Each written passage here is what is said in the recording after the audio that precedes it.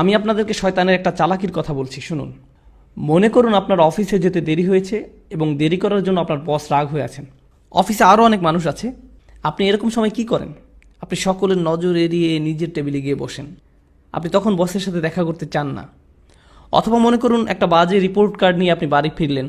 যখন আপনি ক্লাস 6 বা 7-এ খারাপ রিপোর্ট কার্ড নিয়ে আসেন, তখন আপনি চুপিসারে ঘরে ঢুকবেন। কোনো আসসালামু আলাইকুম নেই, কোনো কিছু নেই।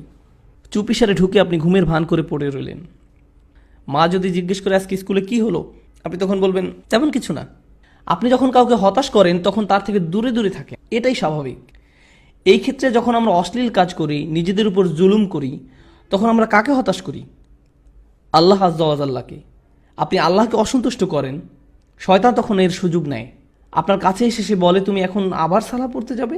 ভণ্ড, তুমি এসব অশ্লীল কাজ করে এসেছো, এখন আবার একটা ক্লাস করতে যাবে?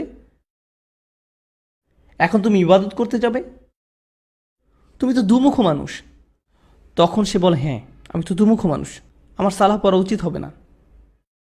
শয়তান আপনার গুনাহের সুযোগ নিয়ে আল্লাহর কাছ থেকে আপনাকে আরও দূরে সরিয়ে রাখে। আপনি তখন আল্লাহর সামনে দাঁড়াতে বিব্রত বোধ করেন। কিন্তু একজন সত্যিকারের মুত্তাকি যখন ভুল কিছু করে, তৎক্ষণাৎ সে কি করে? সে আল্লাহকে স্মরণ করে। জাকারুল্লাহ ফাস্তাগফিরু লিযুনুবিহিম, তারপর তার আল্লাহর কাছে ক্ষমা চেয়ে নেয়। এখানে জুনুব শব্দটা দিয়ে পাপ বোঝানো হচ্ছে, যা এসেছে জানাব থেকে। জানাব দিয়ে মূলত বোঝানো হয় এমন একটা পাপ যার কারণে আপনি অসম্মানিত বোধ করেন, এমন কোনো কাজ যার কারণে আপনি লজ্জিত, বিব্রত।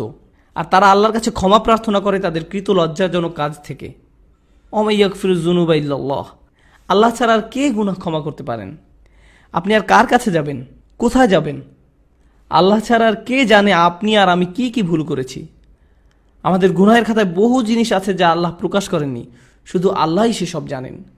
সেসবের জন্য আল্লাহর কাছে আমাদের ক্ষমা চাইতে হবে। জান্নাতে যারা যাবে তাদের বর্ণনায় যেসব বৈশিষ্ট্য এসেছে তার মাঝে এটাই প্রধান বৈশিষ্ট্য।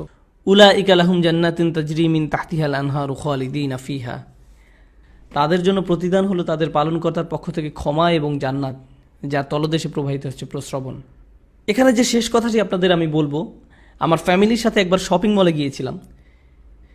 সেখানে এক মা তার ছেলেকে ভীষণ বকা দিচ্ছিলেন, আর ছেলেটা চিৎকার করে কাঁদছিল।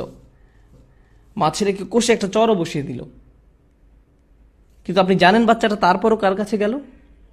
এরপরও বাচ্চাটা মাকেই ধরে রইল, তার মাকে ছাড়ছে না। চারপাশে সব কিম্ভূত কিমাকার বিশাল বিশাল অচেনা মানুষ, সে তাদের কাছে যেতে চায় না। যদিও তার মা তার উপর রাগ হয়েছে, হতাশ হয়েছে, তাকে বকা দিচ্ছে, কিন্তু তার আশ্রয় সুরক্ষা সে কার কাছে পাবে? তার মায়ের কাছেই।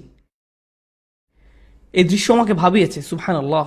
যখন আমি আপনি গুনাহ করি, যখন আমরা আল্লাহকে হতাশ করি, তার অবাধ্য হই, আমরা কার কাছে যাব? আমাদের আর কোথাও যাওয়ার আছে? আমাদের আর কোথায় যাওয়ার আছে? তাই আমরা আল্লাহকে অসন্তুষ্ট করলেও, আর আল্লাহ আমাদের যেমন দেখতে চান তেমন আমরা হতে না পারলেও, সত্যিকারে মুত্তাকি কখনোই আল্লাহর উপর আশা হারায় না। আল্লাহর উপর আশা হারানোর অনুমতি তিনি আমাদের দেননি। লা তাকনাতু মির রাহমাতিল্লাহ, সত্যিকারে মুত্তাকি কখনোই আল্লাহর উপর আশা হারায় না। আল্লাহর উপর আশা হারানোর অনুমতি তিনি আমাদের দেননি। এই আচরণ আমাদেরকে রপ্ত করতে হবে।